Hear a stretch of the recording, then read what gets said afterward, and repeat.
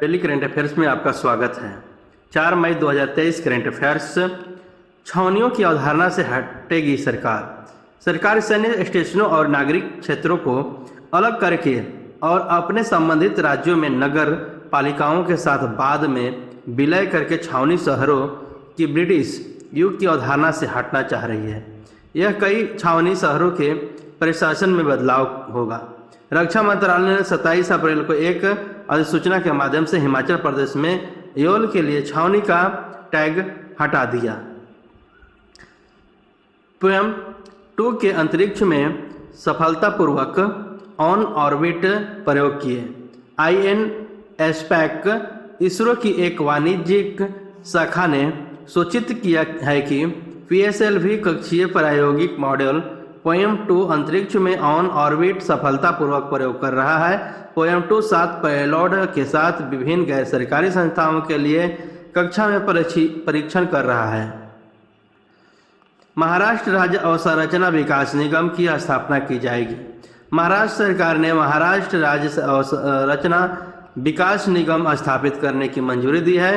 राज्य मंत्रिमंडल ने राज्य भर के सभी नागरिक निकायों में ठोस अपशिष्ट प्रबंधन के लिए सूचना और संचार प्रौद्योगिकी पर आधारित ICT या समाधान का उपयोग करने के प्रस्ताव को मंजूरी दे दी है। राज्य मंत्रिमंडल ने शिविर सुरूर में 350 बिस्तरों वाला क्षेत्रीय मनोरोग अस्पताल स्थापित करने की मंजूरी दी है। भारतीय विदेशी व्यापार संस्थान का 60वां स्थापना दिवस। भारतीय विदेशी व्यापार संस्थान नई दिल्ली में 2 मई 2023 को अपने 60वें स्थापना दिवस पर हीरक जयंती मनाई। भारतीय विदेशी व्यापार संस्थान भारत का एक प्रमुख बिजनेस स्कूल है। 1963 में स्थापित यह वाणिज्य और उद्योग मंत्रालय के तहत एक स्वायत्त निकाय के रूप में काम करता है। यह सिविल सेवा परीक्षण संस्थान के रूप में भी कार्य करता है। इसका मुख्य परिसर नई दिल्ली में है। वर्ल्ड प्रेस फ्रीडम्स इंडेक्स में भारतीय फिसला 161वें स्थान पर।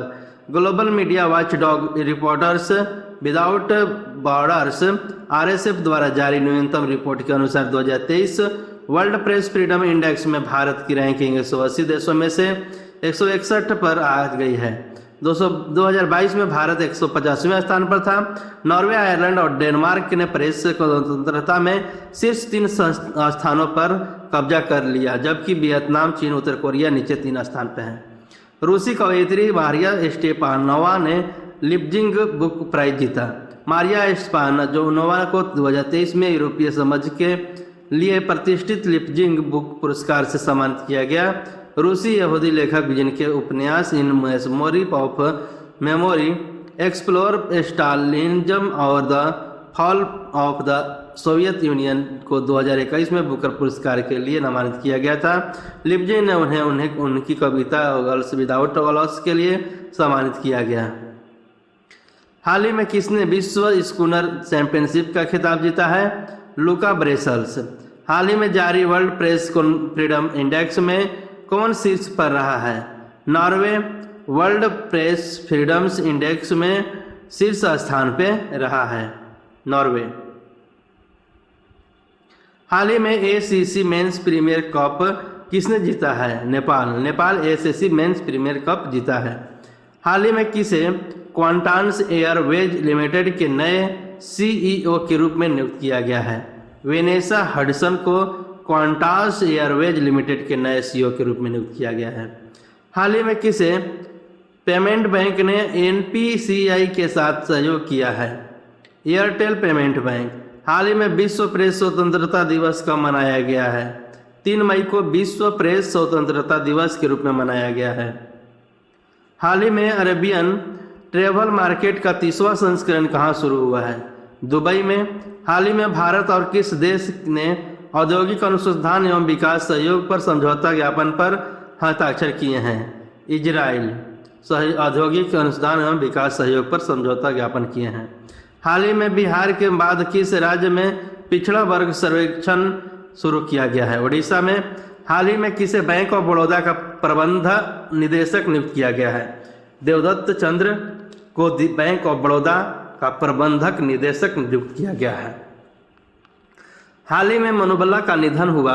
वे कौन थे? अभिनेता हाल ही में अंतर्राष्ट्रीय मास्टर्स खिताब हासिल करने वाली 11वीं महिला कौन बनी है?